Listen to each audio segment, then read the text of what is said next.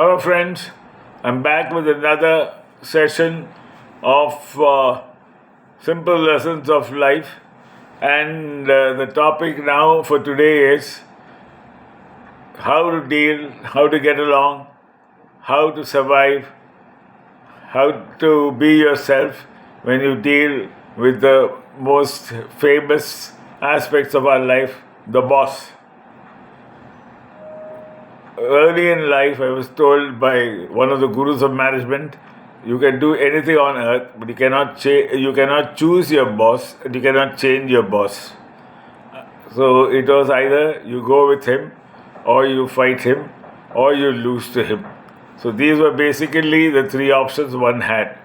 But as we went on in life, we found that they all come in different shapes and sizes, of course, but most importantly, they come in various temperaments.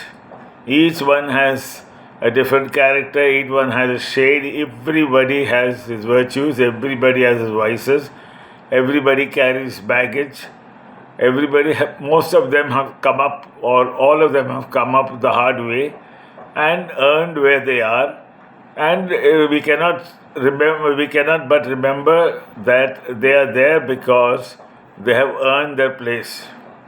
Nobody comes into the Indian test team by luck or fluke. It's all years and years of hard labor, and that's how they're there. Whether it be for one test or for 100 tests. But that moment of glory is theirs because of the way they have given their lives and given their careers and brilliance to ensure that they reach the top. Bosses, of course, if I just go through the various boss going down the time, you will find that some of them are very tough to deal with. They are basically experts in what they have. They've been there for years on the same place.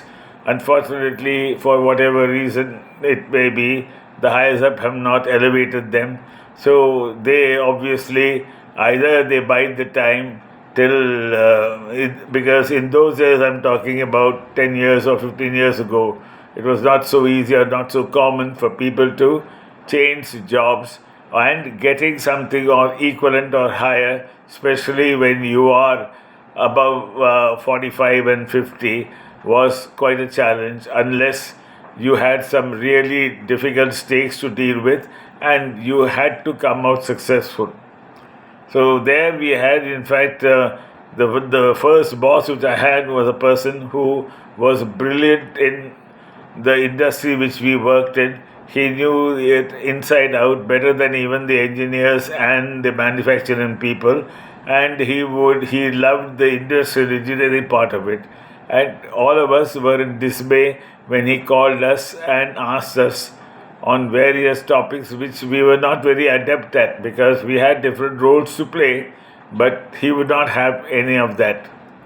If I come back and think, if I go back in time, I would, if I were him, agree because we need to know every aspect of the business or the people we deal with so that we have to ensure that they don't find us a square peg in a round hole. It is that importance where we give ourselves and we give our profession and the thorough work we do. It's not like a 9 to 5 job and then at the end of it all we go like the good old days. Nothing happens like that, and no improvement on life happens because the deep study, the work, the hours together, the visits to the shop floor, the dirtying of the hands and feet, all that is part of growing up. And that man had done it and he expected us to do it. So if he did it, we could also do it.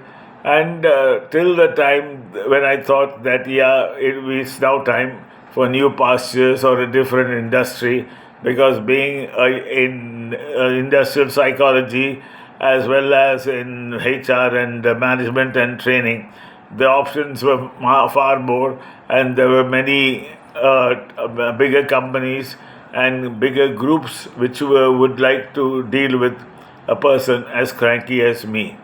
But that also helped us because I met the next person who was, though brilliant in every way, he was a cavalier.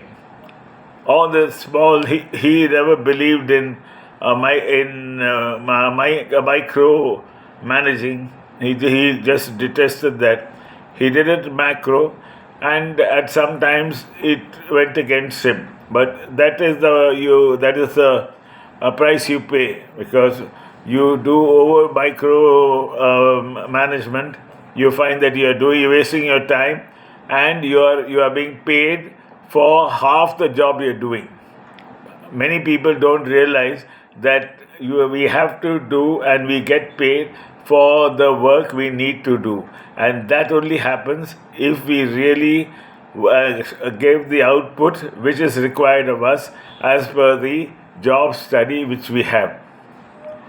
As we go on in life, as we go higher, we have to deal, especially in IR, industrial relations and human relations, we have to deal with third parties, we had to deal with the government, and there we have other bosses who, by their brilliance and by their age, have solid experience, and their word is law.